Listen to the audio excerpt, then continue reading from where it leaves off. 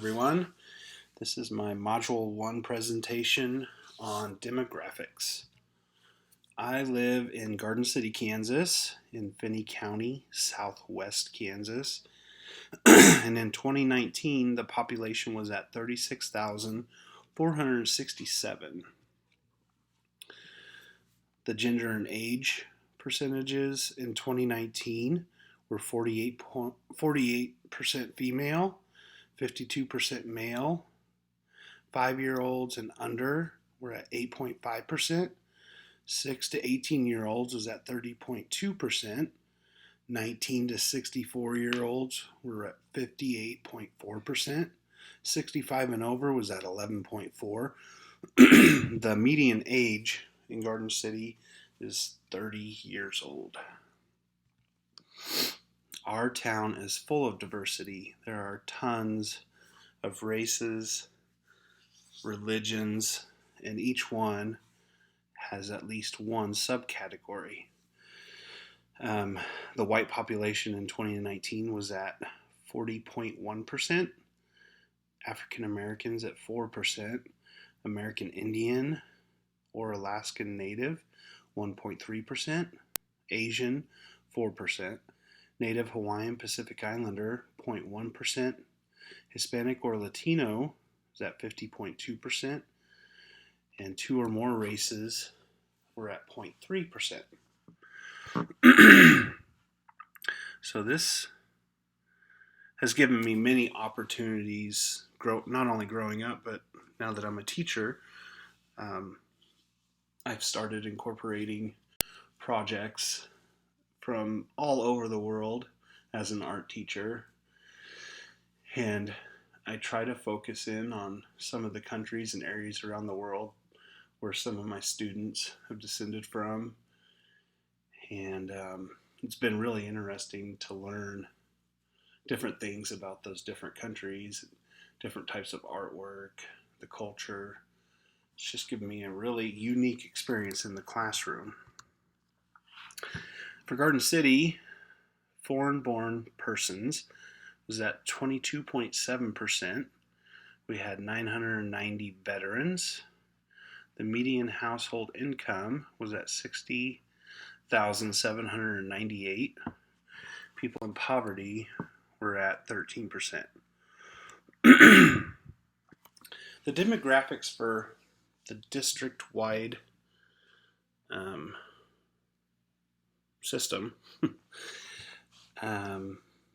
We were the 9th largest enrollment in the state of Kansas, serving over 7,700 students in 2019, and that's for 18 school facilities, so schools, alternative centers, all of that in our county. Female population was at 48.45, male was at 51.55, 70.94 Hispanic population in the schools, 20.04 white, 6.07 other, 2.96 African American. The home language spoke, 37.41 were ELL students, 62.59 were non-ELL. Economically challenged in 2019, non-disadvantaged were at 31.01%, disadvantaged were at 68.99%. So that's kind of different from the community perspective, looking at the schools.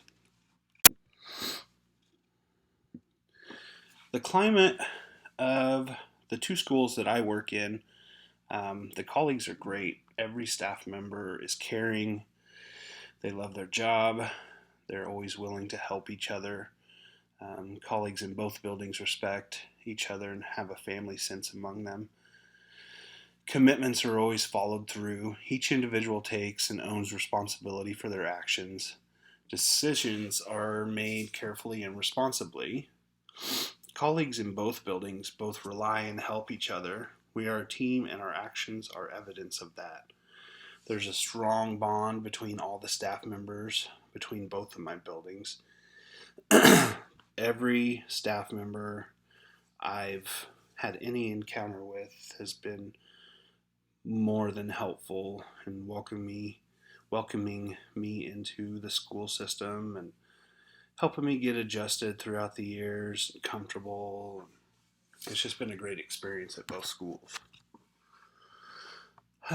For my, secondary school, it's not my primary school. It's a little bit smaller than my primary. It's in a little more economically challenged area of town. The race population in 2019 was at 89.41% Hispanic, 7.63 white, 2.54 African American, and 0.42 other. The home languages are 62.71 ELL students, 37.29 non-ELL students.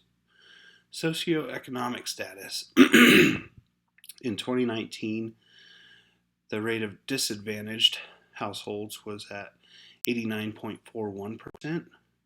10.59% were non-disadvantaged. The gender ratio was 54.66 female and 45.34% male, and the age ranges between 5 to 10-year-olds.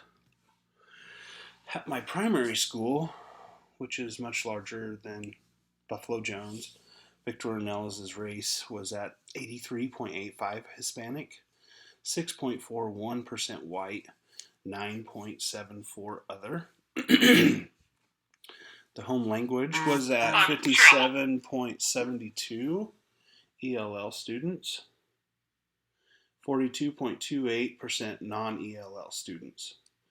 The socioeconomic status was at 79.10% disadvantaged and 20.90% non-disadvantaged. The gender ratio in 2019 was at 48.22% female and 51.78% male. Once again, it's 5 to 10-year-olds. The school is much larger than Buffalo Jones, but it has a lot of similarities. It's in a little more middle class area, but the race percentages and gender percentages are very similar between the two. Okay, so I had a little difficulty with this area. They started recording this data a little differently. So the way I'm reading it is level 1, which would be the orange sections, shows students with limited ability to understand and use skills and knowledge needed for post-secondary readiness. Level 2 shows basic ability to understand skills and knowledge. Level 3 are students that show effective ability, and level 4 are students that show excellent ability to understand and use skills and knowledge. In my primary school, Victor Ornelas, for reading, the data showed 33.02% were at level 1, which is pretty poor. The majority were at level 2, which isn't great. Still showing just a basic ability. 18.34 were at an effective ability, and the level 4 was such a small percentage that it's not even on the graph. And you can see here how that school compares to the district and the state. At my secondary school for reading, 28.32% limited ability, 50.28% show basic ability, 20.23% show an effective ability.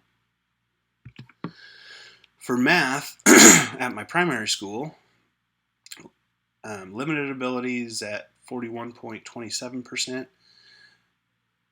basic abilities at 40.69%, and effective abilities at 15.69%.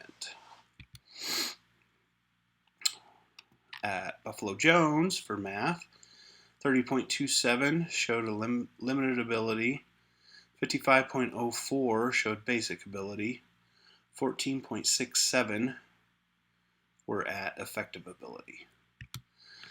I dug around for quite a while to find science and social studies stats. The only thing on KSDE under my two schools were the district and state totals. So that's the district and state totals for science and the district and state totals for social studies. Educational options. Educational placement. There are many aspects and tools that aid the educational placement process in my schools. After talking to a couple of colleagues, they kind of helped me out with this area. IEPs, paras, interventionists, counselors, special testing. Right now, our students are in a regular grade level class with regular ed students. That's our special ed students. Some of them have a para, most of them don't. Each has their own self-contained classroom for the students with more severe disabilities. I'm not sure the thinking behind it, but it seems every other year they switch from having a special education class by itself and mixing them in with regular ed classes. So I don't know if one's better, if that's what they're trying to see, which one works better. I'm not sure. I wasn't able to ask that question. Learning accommodations. There's translators. We do have a sign language person. Closed caption capabilities, streamline, unlimited recording, unlimited replays on videos, assistive technology. There's also Braille. We do have a Braille writer in the district.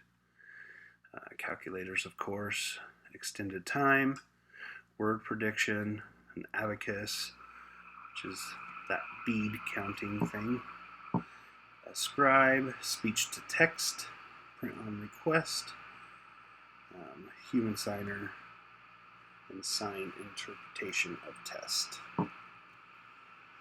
For testing accommodations, Braille or large print exam booklets, screen reading technology, scribes to transfer answers to Scantron bubble sheets, or record dictated notes and essays. They can also be given extended time. There's wheelchair accessible testing stations, distraction-free rooms, physical prompts for those that have hearing impairments, permission to bring and take medications during the exam. Overall, both of my buildings are a mirror of the community we live in. Countless mixed races, respectful individuals, semi-equal male to female ratio, very caring, kind human beings, and I'm extremely proud and grateful to be a part of it. Thank you for listening.